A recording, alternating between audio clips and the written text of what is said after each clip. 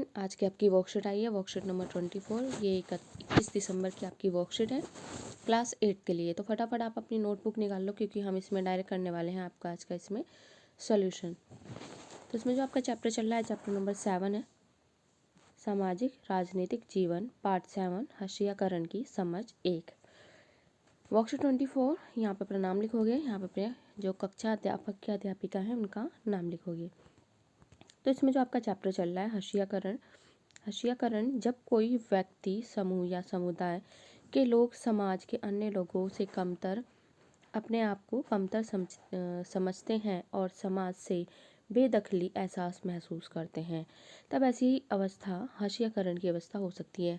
मतलब इसका मतलब यही है, कोई भी ऐसा व्यक्ति है या समूह है, समुदाय, अगर उन्हें लगता है कि अन्य लोगों से हम लोग कम हैं और उन्हें ये लगता है कि हम इस समाज से हमें अलग कर दिया गया है, तो वो सीधे सीधे क्या कहलाता है, हशियाकरण कहलाता है। जैसे एग्जाम्पल फॉर आदिवासी आप देख सकते हो, जो आदिवासी जंगलों में रहते हैं वो लोग। और सबसे बेस्ट एग्जांपल ये भी हो सकता है कि एक गांव है, एक गांव में रहने वाले काफ़ी सारे लोग हैं, लेकिन कुछ लोगों का एक समूह उस गांव से बाहर रह रहा है और मतलब एक झोपड़ी टाइप में बना के बाहर रहता है। उन्हें इतनी इम्पोर्टेंस वगैरह नहीं दी जा सकती है। तो एक आपको एक सिंपल समझ में आ गया होगा। एक व्यक्ति या समूह सामाजिक चीज़ों पर के केंद्र में नहीं रहता था, अपने आप को समाज के साथ रहने के लायक नहीं समझता या एहसास करता है कि उनका व्यवहार अन्य लोगों के साथ सही नहीं है, या और लोग उनको अपने आसपास पसंद नहीं करते। तो समाज का यह तबका जो समाज में सामाजिक, आर्थिक, राजनीतिक आदि भागीदारी से वंचित रहने वाला वर्ग बन के रह जाता है। तो ऐसे आपको काफ़ी सारे वर्ग देखने को मिल जाएंगे। अगर हम एंशियंट में जाके देखें तो हमारे पास काफ़ी सारे ऐसे एग्ज़ाम मिल जाते हैं एग्जाम्पल। अगर आज भी देखोगे, आज हमारे सामने जो बेस्ट वही है वह आदिवासी लोग हैं, जो कि इनका बेस्ट एग्जाम्पल हो सकते हैं। अब समाज में उनके हशियाकरण की वजह क्या क्या हो सकती है, देखो अलग रीति, ये देखो ये लिखी है सारी इसकी वजह, ये भी आप इसे कॉपी में नोट करोगे। तो अलग रीति रिवाज, जिनके अलग अलग रीति रिवाज हैं, कोई उनकी अलग संस्कृति है, तो इस वजह से भी हो सकता है उनको अलग रखा जाए। गरीबी है, गरीबी होने की वजह से, सामाजिक हैसियत में कम होने से, और उनकी अलग भाषा होने की वजह से। कई बार समूह को लोग दुश्मनी और डर के भाव से भी देखते हैं। अलग थलग किए जाने के कारण इस समुदाय के लोग सरकारी सुविधाओं, संसाधनों और कई अच्छे मौक़ों का फ़ायदा नहीं उठा पाते हैं तथा अपने अधिकारों के लिए आवाज़ उठाने में भी चूक जाते हैं। तो ऐसे ही इनके साथ जो बिहेव होता है, तो जैसे आप भी देख सकते हो, बेस्ट एग्जांपल बच्चों ये रहा आदिवासी। ये आदिवासी इस तरीके के लोग हैं जो हमारे आज भी देखोगे, हम जिस तरीके से हम रहते हैं इस तरीके से नहीं रहते हैं। जो हम सुविधाएं उठाते हैं उस तरीके से सुविधाएं नहीं उठा पा रहे। इनके रहने का तरीका आज भी पहले के जैसा ही है। ये लोग जिनके पास ज़मीन, धन दौलत, या ये जो ज़्यादा पढ़े लिखे हैं, उनके मुकाबले अपने आप को शक्तिहीन महसूस करते हैं। कुछ ऐसे भी होते हैं जो आदिवासी नहीं है, जो हमारे समाज में रहते भी हैं, बट जो हमने यहाँ पे इसके कारण पढ़े हैं, इन कारणों की वजह से हशियाकरण महसूस करते हैं। जैसे कोई भी एरिया है, यहाँ पे अलग तरीके के लोग रहते हैं, यानी कि हम मान लेते हैं अलग संस्कृति है, इनका अलग धर्म है, जो भी है लोग रहते हैं, लेकिन यहाँ पे कुछ लोग अलग आके यहाँ पे बस जाते हैं। कुछ लोग यहाँ पे अलग आके बस जाते हैं। तो ये मान लेते हैं अगर हम ये गरीब होंगे लोग, तो ये कहीं ना कहीं हशियाकरण की स्थिति यहाँ पैदा होगी, क्योंकि एक बड़ा तबका यहाँ पे अलग तरीके का है। आगे है, आदिवासी शब्द का मतलब होता है मूल निवासी, यानी जो समुदाय जंगल के साथ जीते हैं और कई जगह आज भी उसी तरह जी रहे हैं। जैसे भारत का अंडमान निकोबार बच्चों है, यहाँ पे आदिवासी आपको सेंटिनली आदिवासी देखने को मिल जाएंगे। भारत के कई राज्यों से मिलाकर लगभग 8% आबादी आदिवासियों की है। आदिवासी अपने पुरखों के गांव, प्रकृति की उपासना करते हैं। प्रकृति में पर्वत, नदी, पशु आदि को अपना निवास स्थान मानते हैं। हमने किताबों और फिल्मों में आदिवासी के स्वरूप को देखा है। रंग बिरंगे कपड़े पहनते हैं, जैसे आप देख सकते हो, सिर पर मुकुट लगाए रखते हैं। आदिवासी के लिए है धारणा बनी हुई है कि उनका जीवन पुराने किस्म का और पिछड़ा हुआ है। आदिवासी को आज हाशियाई शक्तिहीन समुदायों के रूप में देखा जाता है। अपनी ज़मीनों से दूर हो जाने के कारण गांव छोड़कर शहरों कस्बों में उद्योग धंधों निर्माण कार्यों में कम कीमत पर काम करते हैं। इस तरह यह गरीबी और लाचारी के जाल में फंसते चले जाते हैं, क्योंकि इन्हें बाहर की जो स्थिति जैसे हम रह रहे हैं इन्हें नहीं पता है, तो यहाँ पे इनके द्वारा इनसे फ़ायदा उठा लिया जाता है। तो आपको क्लियर है हाशियाईकरण क्या है? हाशियाई वही लोग होते हैं, एक आपके आदिवासी हो गए, एक वो समूह जिनको बाकी हम जैसे लोगों के साथ सही नहीं समझा जाता है, कम से कमतर आंका जाता है। उनके साथ जो है जो भी हमारी सामाजिक स्थिति है, गरीब होंगे, सामाजिक हैसियत में उनसे कम समझा जाता है, तो यही लोग हाशियाई होते हैं। तो इसमें आपके 5 क्वेश्चन दिए हुए हैं आसान से, तो आइए हम करते हैं।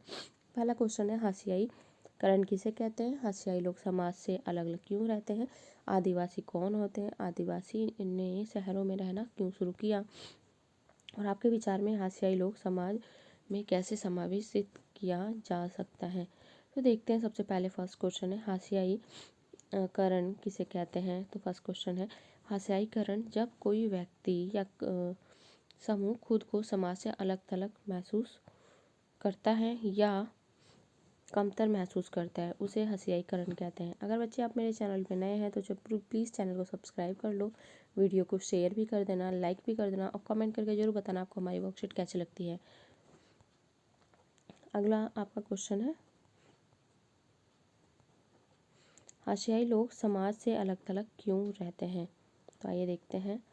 लोगों को की समाज से अलग थलग होने के कई कारण हो सकते हैं। देखो क्या कारण हो सकते हैं इनके? गरीबी, ये लोग गरीब हैं तो अलग थलग होकर रहेंगे।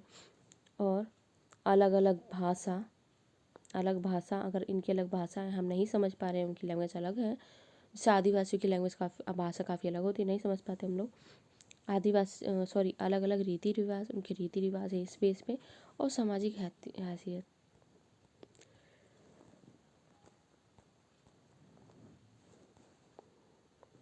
इसके आगे हैं आदिवासी कौन होते हैं। फटाफट आप ये क्वेश्चन नोट करेंगे। अगला क्वेश्चन है आदिवासी कौन होते हैं।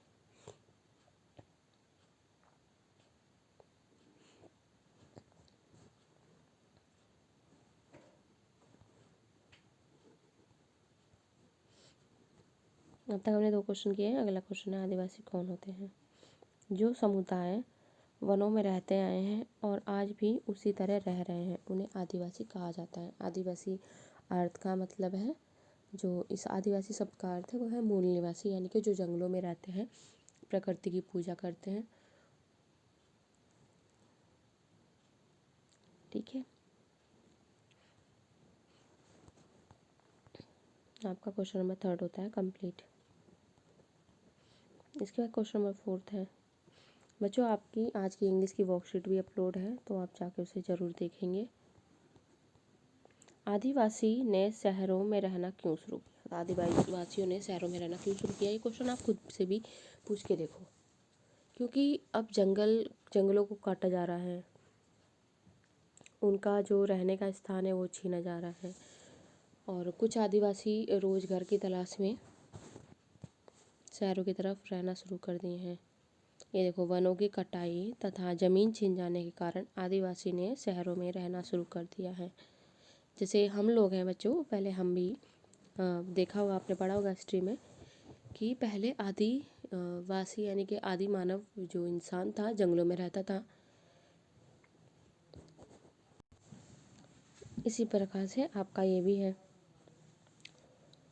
कि पहले जिस तरीके से हम जंगलों में रहते थे, धीरे धीरे सीखते डेवलप होता गया, फिर खेती करनी चालू करी, फिर घर बनाना स्टार्ट किया, रहना चालू किया। तो इसी तरीके से ये लोग भी हैं, लेकिन इनका अब जाके धीरे धीरे विकास हो रहा है। अगर आप अंडमान निकोबार कहीं अगर आप घूमने जाओ तो यहाँ पे आपका सेंटिनली आदिवासी जो रहते हैं, लेकिन ये लोग बिल्कुल भी नहीं चाहते हैं हम जैसे लोगों के साथ शहरों में आके रहना, क्योंकि इन्हें ये लगता है शहर के लोग बहुत ख़राब होते हैं, और ये क्योंकि इनकी थोड़ी भाषा भी अलग है तो ये भाषा नहीं समझ पाते हैं। जो इनकी लैंग्वेज है वो हम नहीं समझ पाएंगे, हमारी ये नहीं समझ पाते हैं। तो एक कोई थे जो इनके लिए गिफ्ट वगैरह लेके गए थे उस आइलैंड पे, लेकिन उन्होंने इन्हें उसे मार दिया, क्योंकि उन्हें नहीं पता कि बाहर ये गिफ्ट है या कि ये कोई अच्छी चीज़ है या वो है, क्योंकि वो लोग वहीं रहते हैं, उन्हें वहीं रहना पसंद है, और बाहरी लोगों का इंटरफेयर उन्हें करना बिल्कुल भी पसंद नहीं है। ओके, तो आपको क्लियर हो गया होगा। तो अभी भी वो लोग वहीं रहते हैं। अगर आप यूट्यूब पे सर्च करके देखोगे तो आपको इजीली इसके बारे में मिल जाएगा। उनके लिए सरकार ने भी काफ़ी कदम उठाए हैं, बट वो वहाँ से नहीं आना चाहते, इसलिए अब वहाँ पे जाना वर्जित कर दिया, यानी कि अब उस जगह पे कोई नहीं जा सकता है। वो जिस तरीके से रहना चाहते हैं उनके ऊपर छोड़ दिया गया है। तो आगे आपका है आपके विचार में हसियाई लोगों को समाज में कैसे समावेशित किया जा सकता है। तो देखो, उनको बेहतर शिक्षा देके, उनकी ज़मीनों पर उनका हक सुनिश्चित करके, आदिवासी इलाकों में सभी प्रकार की सुविधाएं देके। तो सबसे पहले इनको अगर फैसिलिटी हम दे देंगे तो इनके लिए बेस्ट होगा, बट फैसिलिटी देने के लिए भी काफ़ी जो कंडीशन ऐसी होती है कि सबसे पहले हमें उनकी भाषा समझ में आनी चाहिए, ताकि हम कह सकें कि हम हमारे भले के लिए आए हैं। क्योंकि वो बाहरी इंसानों को देख के उन्हें यही लगता है कि ये हमारे घर ख़राब करने आए हैं या हमें यहाँ से निकालने आए हैं। तो ज़मीनों पे जो वहाँ जहाँ वो रहते हैं वहाँ पे उनका हक दे दिया जाए उन्हें, कि हाँ यहाँ तुम्हारा हक है, तुम रह सकते हो, और उनको शिक्षा देके। क्लियर है? आज की वर्कशीट काफ़ी अच्छी थी बच्चों, तो चैनल को जरूर सब्सक्राइब कर दें, वीडियो को लाइक भी कर दें, और कमेंट करके जरूर बताएंगे आपको आज की हमारी वर्कशीट कैसी लगी है। तो मिलेंगे नेक्स्ट वीडियो में नेक्स्ट वर्कशीट के साथ। तब तक के लिए good bye, take care and thank you.